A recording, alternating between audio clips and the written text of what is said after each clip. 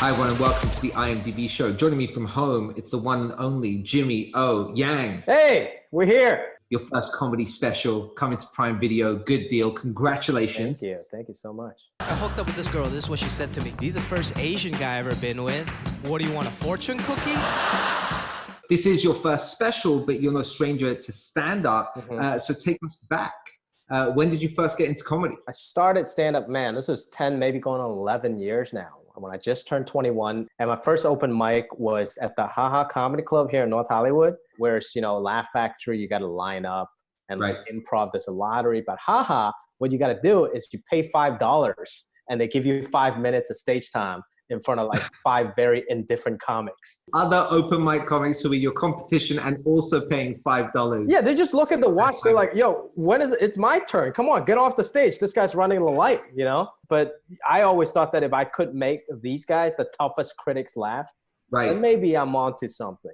Sometimes your toughest critics and people that you talk about in your comedy special are your parents. Yes, absolutely. One time I asked my dad, I was like, Dad, after 38 years, do you still love Mom? And he was like, love? What was their reaction being Asian parents to their son wanting to become a comedian? My dad would just be like, you want to do talk show? Like a talk show? Like he doesn't even know the word stand-up. One time I did a show in Vegas. Asian people, they don't understand stand-up. They understand Vegas. They understand gambling. They understand the Lion's Head at the MGM. So I invited them, got them like the nicest room that I could afford at the MGM, invited them to the comedy show. And then at the end, my buddy, who was the featured comic that night, went up to my dad. He was like, hey, aren't you just so proud of your son? Jimmy's so funny. He killed it tonight, right? And then my dad's like, no, Jimmy's not a funny. And I guess that describes my relationship. And now he's an actor now, my dad. He started going to auditions. Like when he finally accepted my career, instead of saying, congratulations, son, you made it. You're a series regular on the show Silicon Valley. Congrats. What he said was, oh, if so easy you can do it, I can do it. And then I'm like, you know what? Maybe this is my chance to prove you so wrong. I'll hit up my agent, see if she wants to sign you. And so they signed him up, start sending him out on the auditions. I'm like, great, this is awesome. He's going to see how hard my life is, you know, and then come home and hug me and be like, hey, son, I love you, man. Never understand your life is so hard. And instead, he started booking every audition, and he was like, oh, this is easy. This is great. Why doesn't everybody do this? So I'm very happy for him, but the plan has completely backfired. And he actually, you guys start together in Patriots Day, is that correct? He played my father in Patriots Day. 什么时候你休息了，我也休息了，好吗？ Listen, being on a show as hugely popular as Silicon Valley, your character was so legendary. You are ugly.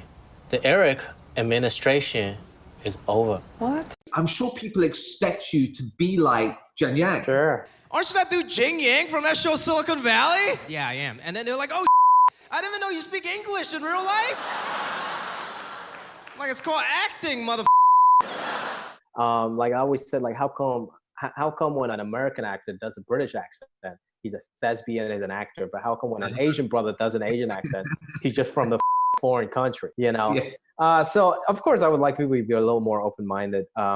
But I think now if people still assume I'm Jin Yang, I just take it as a compliment. You know, it's like, oh, good. Yeah, you believe me as another person. I realize this is a Japanese tradition and that you are Chinese. I'm not racist. Yes, Japanese people are racist.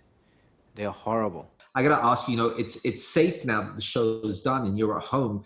Did you ever steal anything from set? I bought a piece of art. Hang on, let me go get it. Please do. Yeah, so this is a real piece of art that was in the Hacker Hostel. It's made by Jordan K. Paul. He's one of our set guys. If you look back at a lot of the scenes, it's quite like an iconic piece of art. Hi, my name's Eric Bachman. I'm a lion. Who are you yelling at? 2 more things real quick. One, Crazy Rich Asians. It was such a monumental movie. What made it so special? And what's going on with the sequel? Go. I can maybe answer the sequel question first because I don't know anything. You can waterboard me and I wouldn't know what's happening. I don't think we have to go that far. But talk to me about, real quick, what made it so special? The first question, what made it so special? I think for so many of us, we were always the only Asian actor on set. And then seeing all the most beautiful, brilliant people that has gone through the same stories that you have, being the only Asian on set. Whereas that's from London, from Australia, from New York, from LA. It was something very special. It felt like the Avengers coming together to make something. Right. There was just a familiarity. We are here because somehow we defied our parents. Gemma Chan and Ronnie Chang had law degrees. And of course, I went to school for economics, but there's this definite camaraderie that was automatic.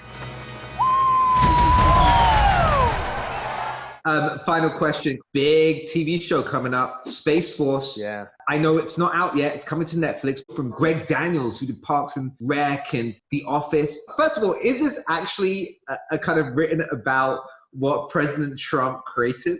I think it's somewhat of a parallel universe. The show is obviously Space Force. And then as we're shooting the show, we see real Space Force news coming out. Yeah. And honestly, there's a lot of similarities still of the satire. And of course, man, working with Steve Carell, Greg Daniels, and John Malkovich, dude. Give me a great John Malkovich story. Well, John is great at telling stories to us and us younger guys. We love to listen to him. So whenever he's sitting there, we just make him tell stories like how was being John Malkovich being made? What was the experience on Con Air and stuff? And he would tell us these great stories, right? I'm not going to tell you how he tells the stories, but I would say one time I was sitting in the cast chairs and he just randomly started this one story by saying, so when I dropped out in first grade, and then everybody's ears perked up. You're like, what?